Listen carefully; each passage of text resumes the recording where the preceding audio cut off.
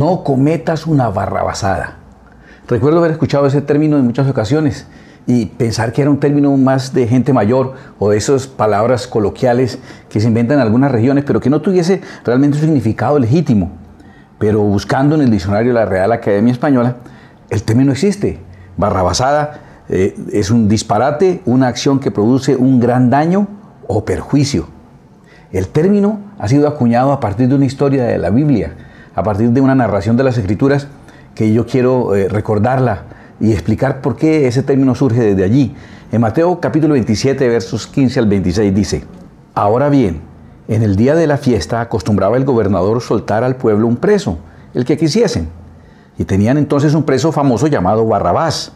Reunidos pues ellos, les dijo Pilato: ¿A quién queréis que os suelte? ¿A Barrabás o a Jesús, llamado el Cristo? Porque sabía que por envidia le habían entregado. Y estando él sentado en el tribunal, su mujer le mandó a decir: No tengas nada que ver con ese justo, porque hoy he padecido mucho en sueños por causa de él. Pero los principales sacerdotes y los ancianos persuadieron a la multitud que pidiese a Barrabás y que Jesús fuese muerto.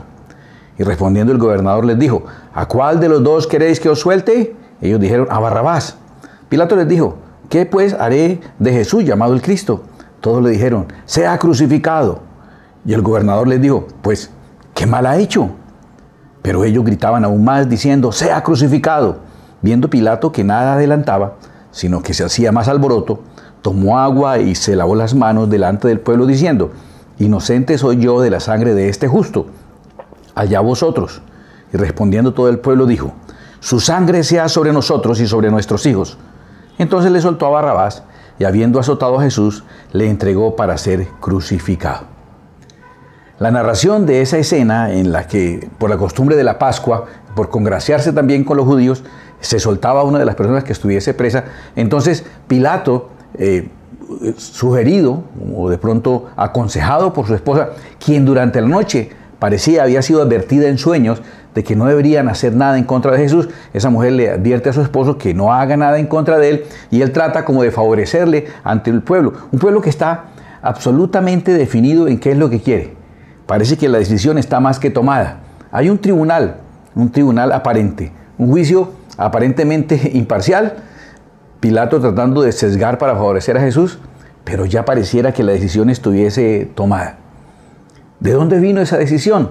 Esa decisión en favor de Barrabás, que pidió que suelten a Barrabás, que Jesús sea crucificado. De ahí viene el término una barrabasada. Una decisión absurda que trae gravísimas consecuencias. ¿Quién produjo o cómo se produjo esa decisión? ¿Cómo se originó esa barrabasada? Déjame contarte. Los autores intelectuales de la barrabasada, según Mateo 27:20, los ancianos y los sacerdotes. Dice Mateo 27:20, pero los principales sacerdotes y los ancianos persuadieron a la multitud que pidiese a Barrabás y que Jesús fuese muerto. Los autores intelectuales de esta barrabasada fueron esas autoridades, en este caso religiosas, que vieron amenazado su control, que vieron amenazado su hegemonía, su dominio único y absoluto, y por su profunda y clara enemistad contra Cristo y contra el mensaje de Cristo, contra el cristianismo, digámoslo así. Su odio profundo al cristianismo le llevó entonces a confabular y a planear toda esta acción, toda esta barrabasada, pero ellos no la ejecutarían directamente. Ellos necesitaban unos intermediarios, unos promotores de esa barrabasada. ¿Quiénes fueron entonces los promotores de la barrabasada? Los promotores de la barrabasada fueron esas personas del pueblo que por cualquier dinero harían lo que fuese. Ese tipo de personas que seguramente por no ser hábiles en alguna labor, en algún trabajo, en no destacar con algún talento, pues están ahí simplemente llevando una condición bastante precaria y necesitada. Entonces ellos son víctimas fáciles, ellos son fácilmente utilizados para los propósitos maquiavélicos y malvados de estos sacerdotes y principales judíos que ven amenazada su estabilidad, su poder, su hegemonía, y su odio al cristianismo, a las enseñanzas de Cristo, le lleva entonces a contactar a estas personas, contactarlas y decirle: bueno, ¿usted qué sabe hacer? Me imagino respondiendo una entrevista de trabajo cualquiera de esos personajes agitadores del pueblo.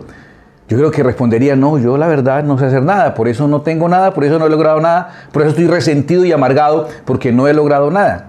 Mi mamá dice que yo lo único que hago, para lo único que sirvo es para gritar y dañar cosas. Y entonces los malévolos dijeron, contratado. Si es bueno para gritar y dañar cosas, contratado. Y los contrataron. Les dijeron, ustedes van a hacer eso, lo que saben hacer, gritar y dañar cosas. Y nosotros le pagamos a ustedes para que hagan lo único que saben hacer y por lo cual no han podido destacar hasta ahora de ninguna manera y por lo cual están tan resentidos.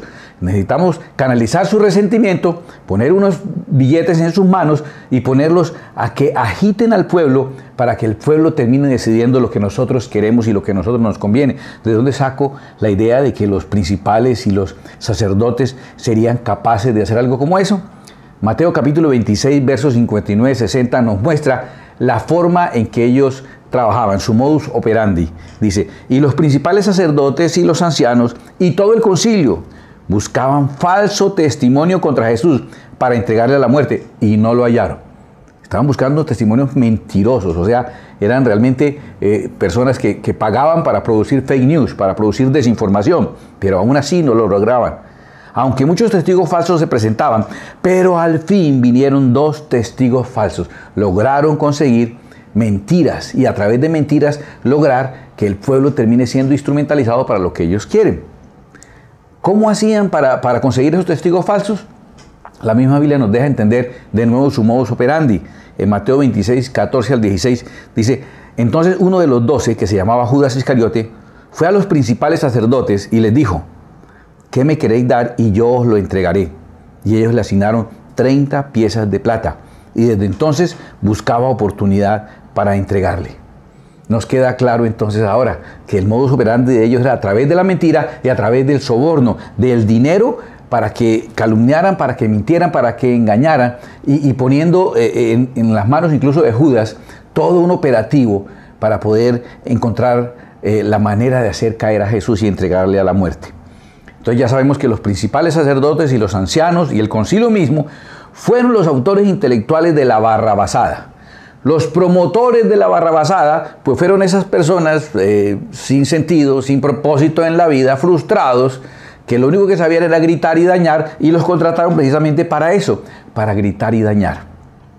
Pero ¿quiénes entonces tomaron la decisión finalmente? La masa, el pueblo, la multitud.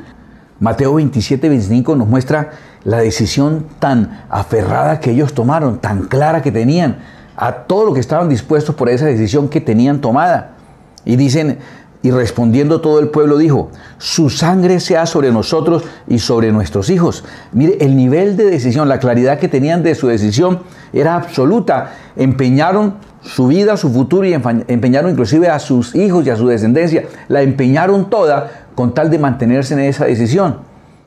Ahora, a mí me causa mucha curiosidad saber por qué el pueblo tomó la decisión tan personal, de una manera tan clara y tan determinada. Sí, entiendo lo de los principales sacerdotes, lo de los ancianos y lo del concilio. Ellos lo hacen porque están en peligro realmente por las enseñanzas de Jesús. Los agitadores, ellos lo hacen porque no tienen otra opción, solo saben gritar y dañar cosas y ahora por fin les pagan para hacer lo único que saben hacer. Pero el pueblo, una multitud formada por familias, porque cuando ellos empeñan a sus hijos, es una multitud que tenía que ver inclusive con familia. Esa pregunta profunda de por qué el pueblo lo hace no es solamente mía. Esteban, cuando da su discurso por el cual es apedreado, hace alusión a esa pregunta que la había hecho David también en el Salmo número 2.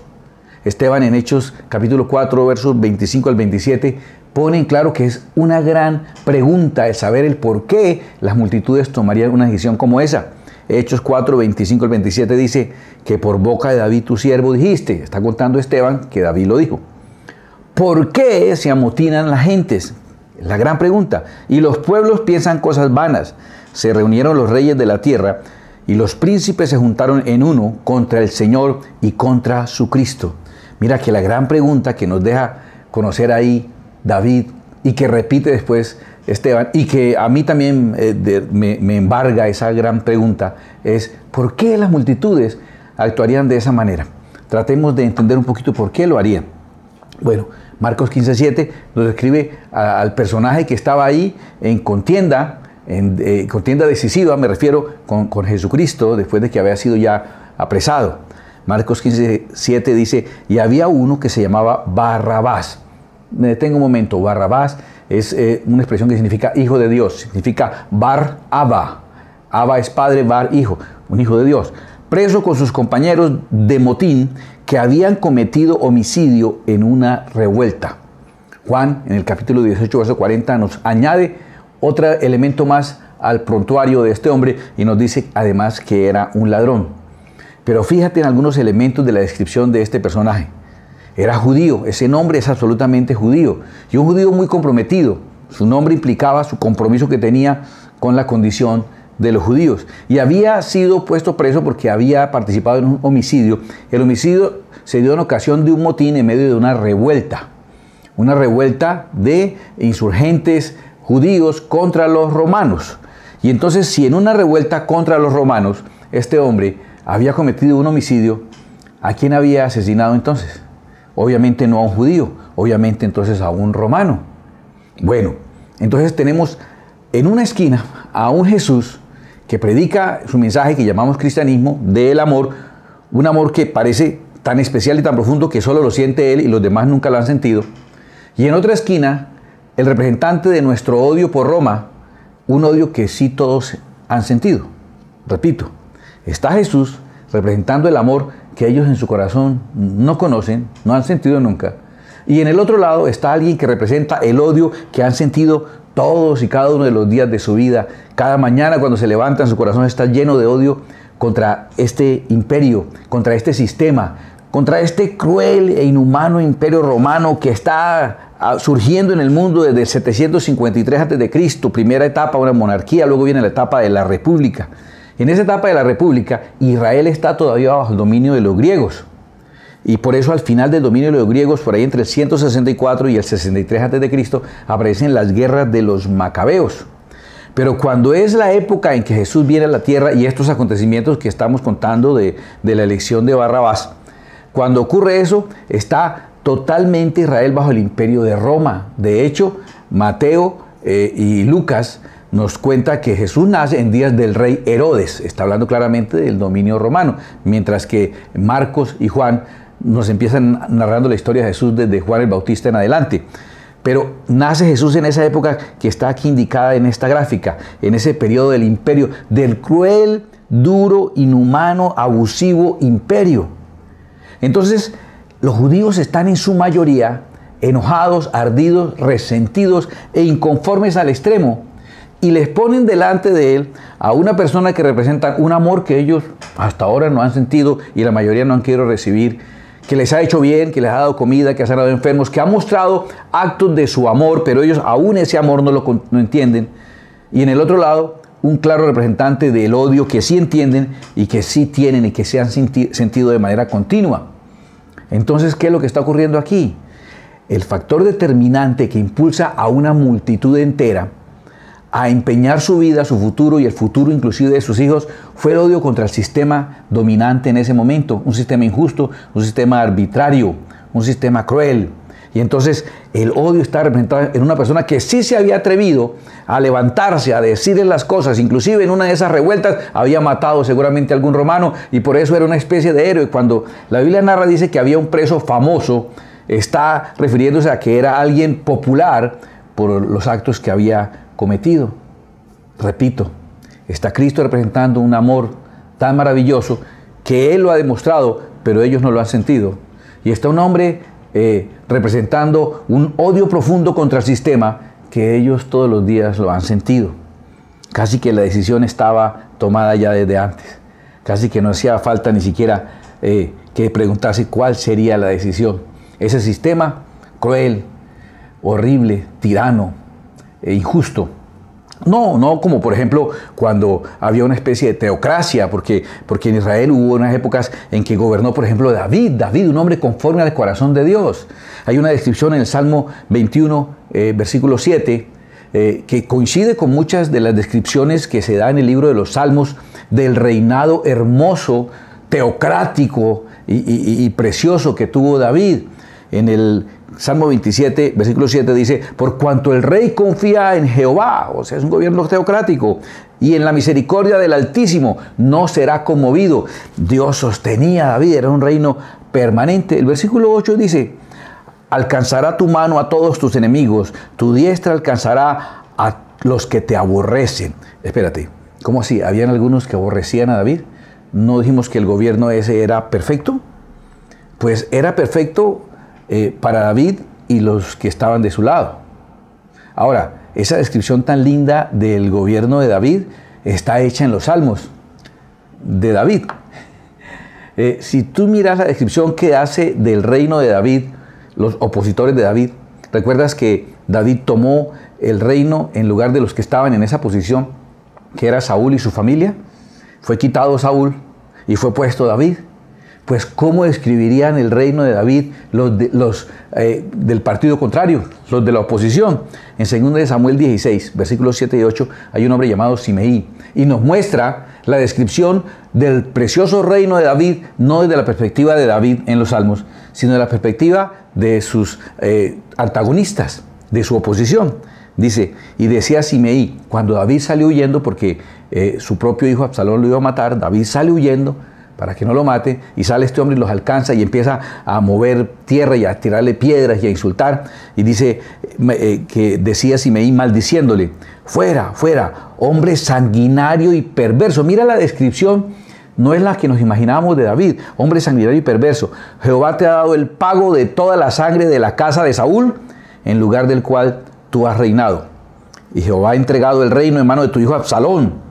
Y hete aquí, sorprendido en tu maldad, porque eres hombre sanguinario. Entonces, de todas maneras, en cualquier reino, sea el que sea, los que están en el trono, en el poder, tienen una perspectiva, y los que están en la oposición tendrán una perspectiva totalmente contraria.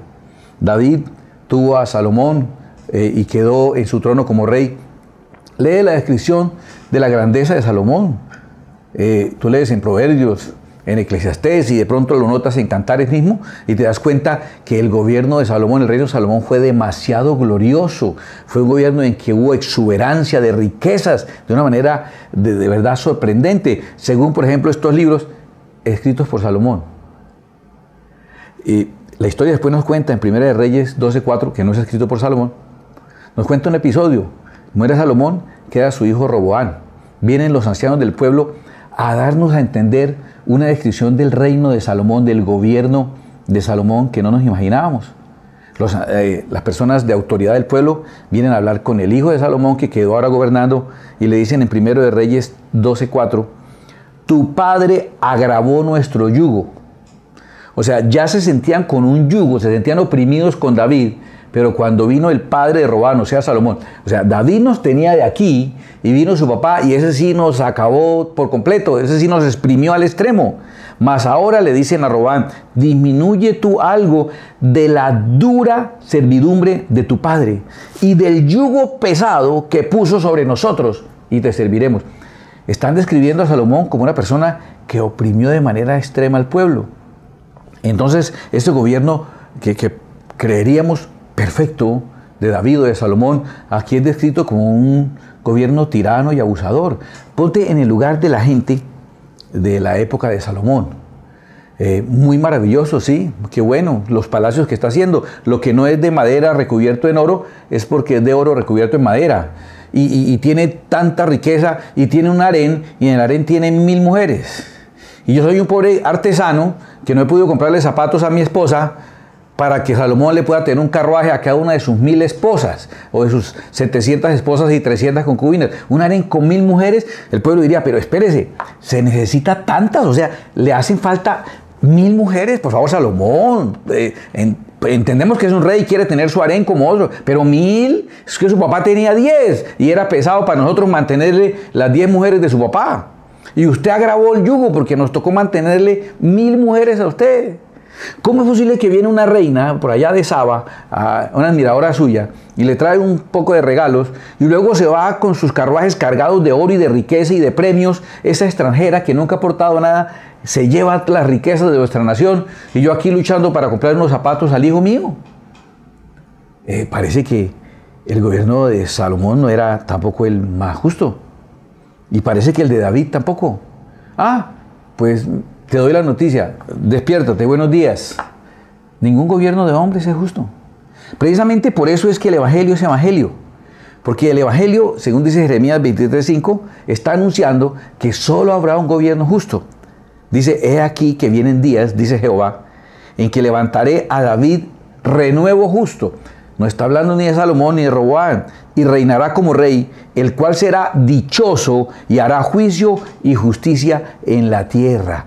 Está hablando entonces del Mesías, de nuestro Señor y Salvador Jesucristo.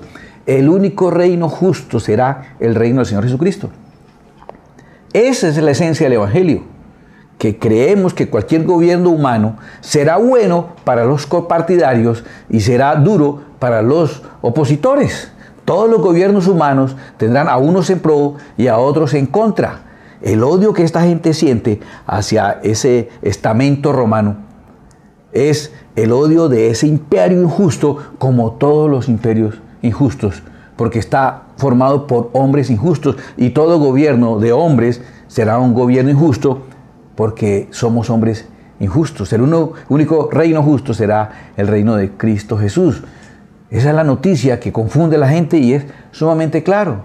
Entonces, ellos fueron instrumentalizados. El pueblo fue instrumentalizado para que con los agitadores pagos por los autores intelectuales que se veían amenazados, enemigos acérrimos de todo lo que se llame cristianismo, esos enemigos acérrimos de todo lo que se llama cristianismo, pagan para personas que solo saben dañar y gritar, frustrados, para que agiten al pueblo, un pueblo resentido por la injusticia de un gobierno que cualquiera que sea, los resentidos serán los de aquí o los resentidos serán los de allá, pero si el uno gobierna, gobernará a favor de los suyos y otros serán afectados.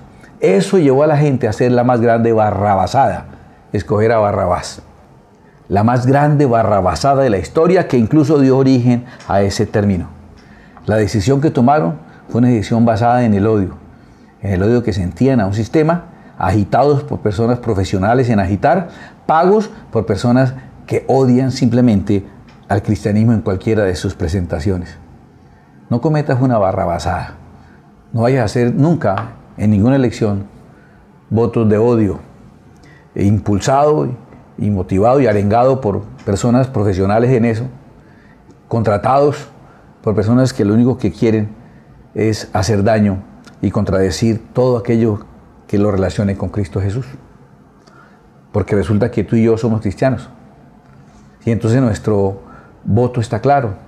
Nuestra decisión allí, en esa elección entre Barrabás, que representa todo el odio contra el sistema, casi un héroe, ese odio que siempre he sentido, y alguien que representa un amor que apenas estoy empezando a sentir. Como cristiano, nuestro voto tiene que alinearse con el cristianismo. Como cristiano, nuestro voto tiene que alinearse con ese que es representante del amor. Tenemos que pasar cualquiera de los candidatos o las personas por las cuales vayamos a votar en cualquier circunstancia por el rasero de Cristo, por el colador de Cristo Jesús. Tiene que ser filtrado por los valores de Cristo Jesús. Tiene que haber un alto contenido de compromiso social. Tiene que haber un alto contenido de deseo de ayudar a los pobres. Y no solamente en campaña, porque hay mucha gente ahorita hablando en campaña, ricos de toda la vida que jamás hicieron nada por un pobre, pero ahora sí se presentan como los grandes mecenas y los altruistas y colaboradores ahora, pero nunca jamás hicieron, ni siquiera por sus empleados, una bonita labor. El Evangelio de Cristo es el Evangelio de ayudar al que está necesitado también. Tienes que tener en cuenta ese factor. Tienes que tener en cuenta que sea una persona que promueve la formación adecuada y la educación de nuestros niños. Ten en cuenta eso, una persona que aporta para la educación, qué enfoque tiene para la educación y para la más importante de todas las educaciones, la de la casa. Dime si no estás de acuerdo con que uno puede aprenderse unas fórmulas y memorizar las tablas y un montón de información en el colegio, pero los valores se nos enseñan unos en la casa. Luego, el principal instrumento de formación y educación es la familia. ¿Qué dice ese candidato de la familia? ¿Sus decisiones favorecen o perjudican a la familia? Porque al favorecer a la familia, favorecerá la formación y educación correcta de los hijos. Que no tenga una trayectoria relacionada con sobornos. el soborno, la corrupción que roba el dinero que está establecido para ayudar. Sé muy celoso en eso, que no sean personas que estén acusadas de haber participado de soborno de los recursos nacionales. Escúchame, y otro soborno que se ha hecho muy común últimamente es la corrupción de dineros de afuera, de dineros que vienen de grandes organizaciones mundiales que le dan recursos a los partidos políticos y a los gobiernos que promueven sus antivalores, como por ejemplo el aborto. Esos son dineros por ríos que llegan a las campañas, que llegan a los partidos políticos, que llegan a las entidades que favorecen sus ideologías. Esos dineros sucios, manchados de sangre, eso también es corrupción. ¿Cuál es la posición de tu candidato con relación a la vida? ¿Es una persona con la que te vas a hacer cómplice tú? Y si él obtiene 1 millón de votos y abortan en su tiempo 1 millón de niños, o amplía el tiempo de aborto para que sean más niños abortados, pues si hubo 1 millón de votos y 1 millón de abortos, a ti te corresponde la culpa de uno de esos niños muertos. Ten en cuenta cuál es su posición, porque eso es corrupción de los dineros que vienen a raudales de organizaciones perversas del exterior también. ¿Cuál es la posición de tu candidato con relación a los valores morales? ¿Se relaciona con los valores morales de Cristo Jesús? ¿Se relaciona con lo que un cristiano piensa, con lo que un cristiano enseña? ¿Cuál es la actitud de tu candidato hacia las cosas que tienen que ver con el infierno, con el ocultismo, con la hechicería, con la chamanería, con ese tipo de cosas totalmente perversas que el enemigo quiere poner en auge para seguir corrompiendo corazones y para alejar más a Dios de nuestras vidas? Y finalmente también, ¿cuál es la posición de tu candidato hacia el cristianismo? Es de los que promueven, como habla la Biblia, del anticristo, diciendo que se levanta contra todo aquello que se llame Dios. Es de los que promueve el irrespeto, el sacrilegio a iglesias, al cristianismo en cualquiera de sus presentaciones. Son muy abiertos a cualquier otro tipo de creencia, a cualquier otro tipo de mística, menos a la que tenga que ver con Cristo. Tienes que pasar por el filtro de tu fe a la persona por la cual aspiras o decides votar.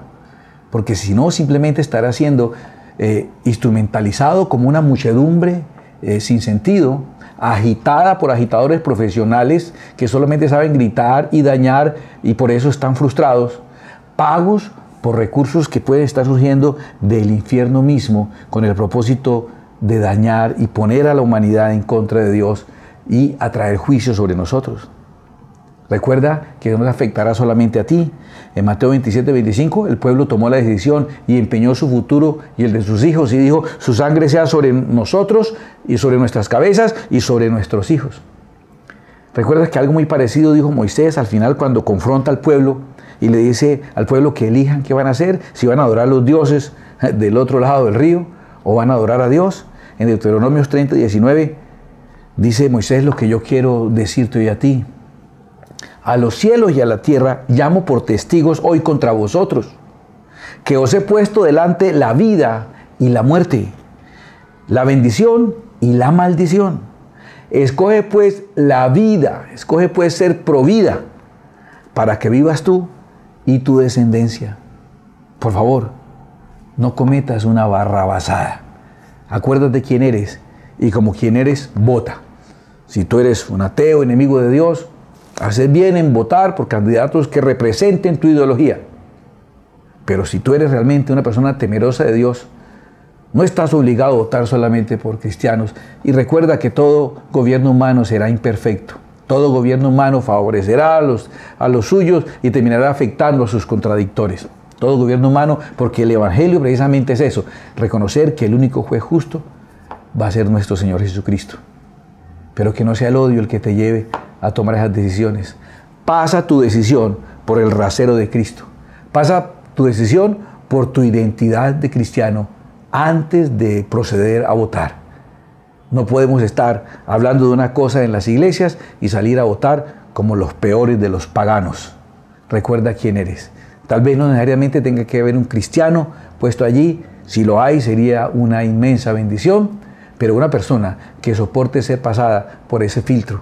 Y de los que paso por ese filtro, pues el que mejor puntaje salga calificado en esas consideraciones que Dios me está guiando a tomar, ese tendrá mi respaldo. De ese, de alguna manera, me haré cómplice de lo que haga. Es nuestra decisión, pero por favor, no cometamos una barrabasada que nos afectará a nosotros y a nuestros hijos después de nosotros. Que Dios los bendiga.